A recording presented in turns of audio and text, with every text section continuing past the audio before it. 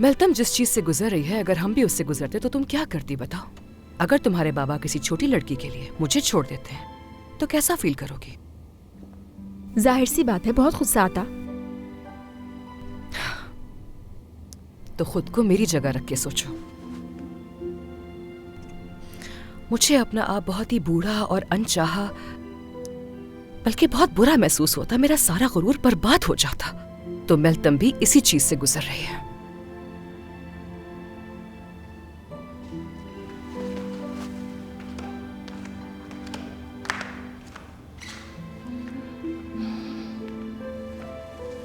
शुक्रिया मरियम। मैं और चाय बना देती हूँ अगर आप सब भी पियेंगे। नहीं, मुझे नहीं चाहिए मरियम। मुझे भी नहीं चाहिए मरियम आंटी, शुक्रिया। मैं तूबा के पास जा रही हूँ। अम्मी, मुझे नहीं लगता कि बाबा कभी भी आपको धोखा देंगे। अपनी बेटी की उम्र की लड़की के लिए तो नहीं। हाँ, मेरा बेटा ऐसा नहीं कर सकता कभी। बिल्कुल सही कह रही हैं आप, ऐसा कभी नहीं होगा। जो आज तुमने किया है वो इसी चीज की तो मिसाल है।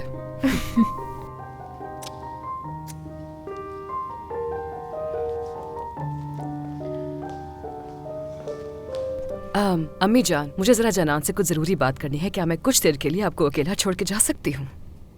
जाना नजर नहीं आ रही मुझे। सब खैरियत तो है ना सादिया?